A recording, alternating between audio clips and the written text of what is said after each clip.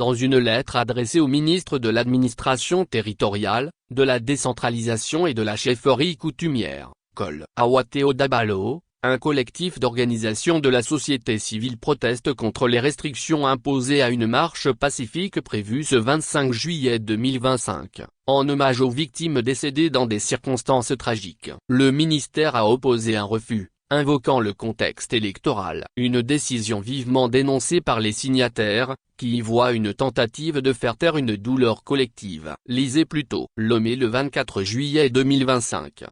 Monsieur le ministre de l'Administration territoriale, de la décentralisation et de la chefferie coutumière. Lomé Togo. Objet. Lettre ouverte de protestation contre les entraves à la liberté de manifestation pacifique et au devoir de mémoire. Monsieur le ministre, dans tous les pays où la dignité humaine est respectée, il est de tradition, et même de devoir, d'honorer la mémoire des morts. Ce concept fondamental dépasse les clivages politiques ou idéologiques. C'est un acte profondément humain, un rappel de notre condition commune et de notre besoin collectif de justice et de bienveillance les uns envers les autres. Dans tous les pays, lorsqu'il survient un décès dans des conditions tragiques, la nation rend hommage à la mémoire et à la dignité des morts et partage la souffrance des vivants. Quand survient un drame, le droit de compatir, le droit de se recueillir, le droit de communier ne sont pas soumis au bon vouloir d'un souverain ou de son administration. Ce sont des droits, dévolus à des citoyens vivant dans une république et aucune administration ne décide de quand les citoyens peuvent s'émouvoir et de quand ils doivent taire leurs émotions sous prétexte qu'il y a un processus électoral en cours.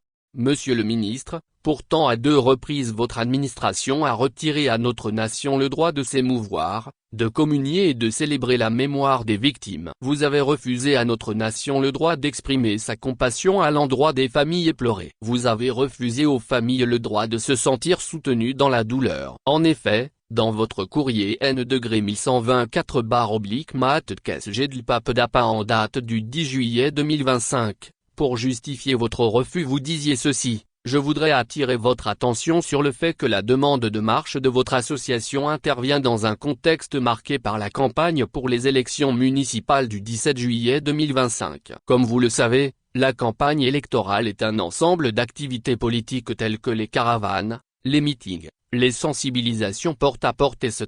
Les campagnes électorales sont souvent des périodes où cohabitent euphorie, passion et agitation que l'autorité administrative se doit de gérer en vue du maintien de l'ordre public.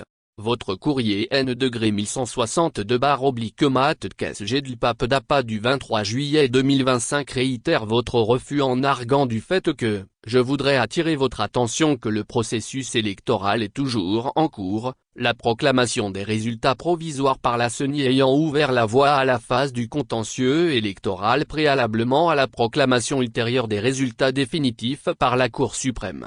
Monsieur le ministre, nous constatons que, dans un même pays, sous prétexte d'un processus électoral en cours, votre administration interdit à certains le droit élémentaire de se recueillir, d'exprimer leur peine, pendant que dans une autre région, toute une administration s'adonne à des célébrations publiques comme si de rien n'était. Sous prétexte d'un processus électoral en cours, vous empêchez une population meurtrie de pleurer ses morts, de se rassembler dans la dignité, alors qu'ailleurs, les festivités de masse battent leur plein avec le soutien actif de l'État. Ce 2 poids, 2 mesures est non seulement injuste, il est indécent. Cette attitude viole l'article 11.1 de notre Constitution de 1992 qui stipule « Tous les êtres humains sont égaux en dignité et en droit » ainsi que l'article 11.3 stipulant « Nul ne peut être favorisé ou désavantagé en raison de son origine familiale, ethnique ou régionale, de sa situation économique ou sociale, de ses convictions politiques,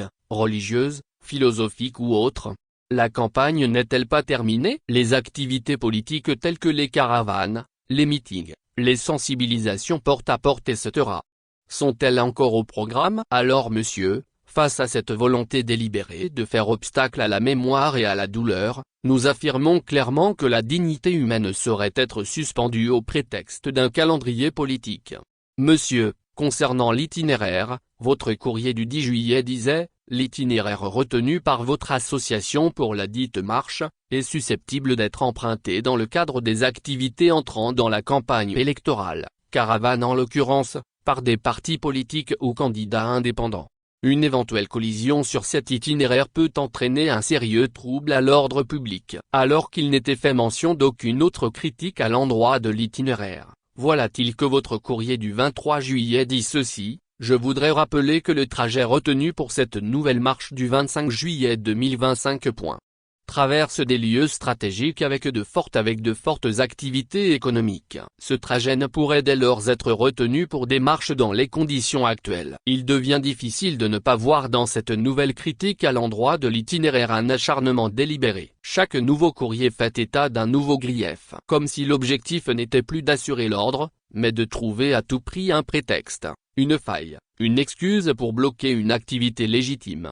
Monsieur, par vos agissements vous imprimez une insécurité administrative sur notre nation. Par vos agissements, vous démontrez clairement que plus aucun autre espace de liberté ne sera disponible au Togo. L'État doit garantir l'exercice de la liberté de manifestation publique, un droit constitutionnel, article 30 de la Constitution de 1992, pourtant cette disposition est constamment et systématiquement violée par votre administration et la restriction de l'espace civique se mue dangereusement en une obstruction totale de cet espace.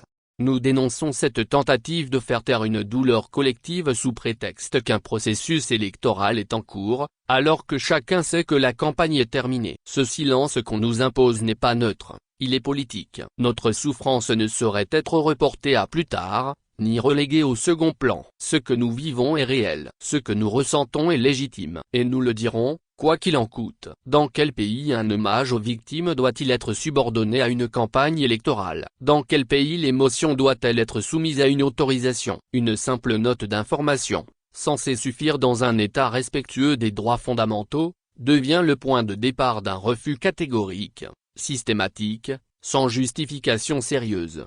Ce comportement traduit, une fois encore, une dérive inquiétante du pouvoir, qui semble considérer les citoyens non pas comme des acteurs souverains de la nation, mais comme des sujets entièrement soumis au bon vouloir d'un État devenu sourd à leurs souffrances et insensible à leurs élans d'humanité. À quoi sert-il alors d'adresser une note d'information, si les cérémonies les plus simples, empreintes de recueillement et de respect, deviennent l'objet d'un rejet systématique? À quoi sert-il de proclamer que nous vivons dans un État de droit, si les droits les plus élémentaires sont ainsi bafoués? À quoi sert-il de parler de réconciliation, si même les morts ne peuvent reposer en paix accompagnés de leurs frères et sœurs en citoyenneté? Nous vous demandons solennellement de reconsidérer ces pratiques indignes d'une administration publique, et de permettre, sans tracasserie, que les hommages citoyens puissent se tenir dans la dignité, la paix et le respect. Veuillez recevoir, Monsieur le ministre, l'expression de notre ferme indignation et de notre profonde détermination républicaine. Ont signé, Front citoyen Togo debout, Novation internationale, Abej, Aja, Azatept, AT, CTSD, DRPDPS, FEDOCI, Femmes Pyramide, Fondesc, Nouveaux Citoyens, MMLK, Rejadod, SPBT. Tournons la page Togo.